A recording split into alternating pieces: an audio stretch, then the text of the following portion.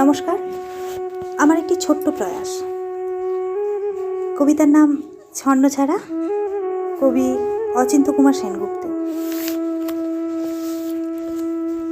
গলির মোড়ে একটা গাছ দাঁড়িয়ে, না গাছ না, গাছের প্রেতচ্ছায়া, আঁকা বাঁকা শুকনো কতকগুলো কাঠির কঙ্কাল, শূন্যের দিকে এলোমেলো তুলে দেয়া, রুক্ষ রুষ্ট রিক্ত জীর্ণ, লতা নেই, পাতা নেই, নেই ছায়া, নেই ছাল, বাকল নেই, নেই কোথাও এক আঁচড়ের সবুজের প্রতিশ্রুতি, এক বিন্দু সরসের সম্ভাবনা। এই পথ দিয়ে জরুরি দরকারে যাচ্ছিলাম ট্যাক্সি করে। ড্রাইভার বললে, ওদিকে যাব না, দেখছেন না ছন্নছাড়া কটা বেকার ছোকরা রাস্তার মাঝখানে দাঁড়িয়ে আড্ডা দিচ্ছে, চোঙা প্যান্ট, চোখা জুতো, রোখা মেজাজ, ঠোকা কপাল। ওখান দিয়ে গেলেই গাড়ি থামিয়ে লিফট চাইবে, বলবে হাওয়া খাওয়ান। কারা ওরা? চেনেন না ওদের? ওরা বিরাট এক নৈরাজ্যের, এক নেই রাজ্যের বাসিন্দা। ওদের কিচ্ছু নেই, ভিটে নেই, ভিত নেই, রীতি নেই, নীতি নেই, আইন নেই, কানুন নেই, বিনয় নেই, ভদ্রতা নেই, শালীনতা নেই, শ্লীলতা নেই। ঘেঁষবেন না ওদের কাছে। কেন নেই?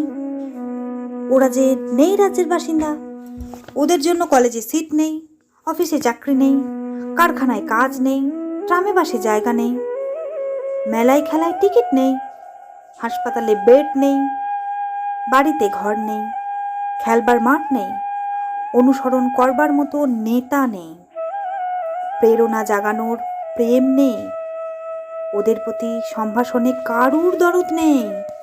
ঘরে বাইরে উদাহরণ যা আছে তা ক্ষুধা হরণের সুধাক্ষরণের উদাহরণ নয়, তা সুধা হরণের ক্ষুধা ভরণের উদাহরণ। শুধু নিজের দিকে ঝোলটা না। এক ছিল মধ্যবিত্ত বাড়ির এক চিলতে একটা ফালতু রক, তাও দিয়েছিল পট করে। তাই এখন এসে পথে দাঁড়িয়েছে সড়কের মাঝখানে। কোত্থেকে আসছে সেই অতীতের স্মৃতি নেই, কোথায় দাঁড়িয়ে আছে সেই বর্তমানের গতি নেই, কোথায় চলছে সেই ভবিষ্যতের ঠিকানা নেই।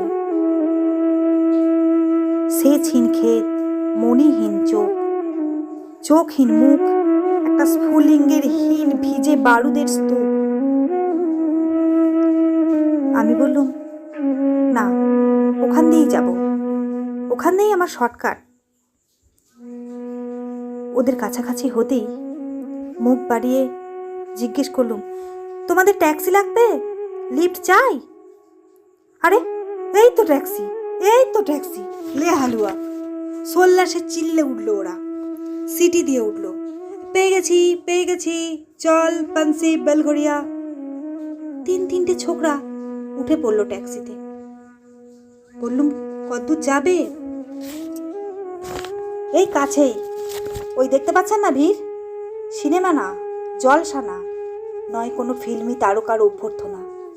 একটা নিরীহ লোক গাড়ি চাপা পড়েছে, চাপা দিয়ে গাড়িটা উধাও। আমাদের দলের কয়েকজন গাড়িটার পিছনে ধাওয়া করছে, আমরা খালি ট্যাক্সি খুঁজছিলাম। কে সেই লোক? একটা বেওয়ারিশ ভিখারি, রক্তে মাংসে দলা পাকিয়ে গেছে। ওর কেউ নেই, কিচ্ছু নেই। শোবার জন্য ফুটপাত আছে তো মাথার উপর ছাদ নেই, ভিক্ষার জন্য পাত্র একটা আছে তো তার মধ্যে প্রকাণ্ড একটা ফুটো। রক্তে মাখামাখি সেই দলা পাকানো ভিখিরিকে ওরা পাঁজা কোলা করে ট্যাক্সির মধ্যে তুলে নিল। চেঁচিয়ে উঠল সম স্বরে, আনন্দে ঝংকৃত হয়ে, প্রাণ আছে, এখনো প্রাণ আছে। রক্তের দাগ থেকে আমার ভব্যতা ও শালীনতাকে বাঁচাতে গিয়ে আমি নেমে পড়লুম তাড়াতাড়ি। তারপর সহসা শহরের সমস্ত কর্কটে, কঠিনে, সিমেন্টে, কংক্রিটে, ইটে, কাঠে, পিচে, পাথরে, দেওয়ালে দেওয়ালে বেজে উঠল এক দুর্বার উচ্চারণ, এক প্রত্যয়ের তপ্ত শঙ্খধ্বনি। প্রাণ আছে, এখনো প্রাণ আছে, প্রাণ থাকলেই স্থান আছে, মান আছে। সমস্ত বাধা নিষেধের বাইরেও আছে অস্তিত্বের অধিকার। ফিরে আসতেই দেখি গলির মোড়ে গাছের সেই শুকনো বৈরাগ্য বিদীর্ণ করে বেরিয়ে পড়েছে হাজার হাজার সোনালি কচি পাতা। মর্মরিত হচ্ছে বাতাসে। দেখতে দেখতে গুচ্ছে গুচ্ছে ফুলে উতলে পড়েছে, ঢেলে দিয়েছে বুকের সুগন্ধ।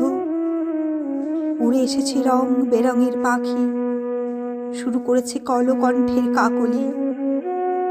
ধীরে ধীরে ঘন পত্রপুঞ্জে ফেলেছে স্নেহার্থ দীর্ঘ ছায়া, যেন কোনো শ্যামল আত্মীয়তা।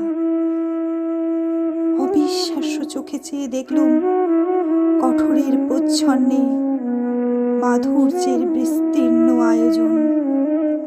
প্রাণ আছে, প্রাণ আছে, শুধু প্রাণই তো আশ্চর্য সম্পদ। এক ক্ষয়হীন আশা, এক মৃত্যুহীন মর্যাদা।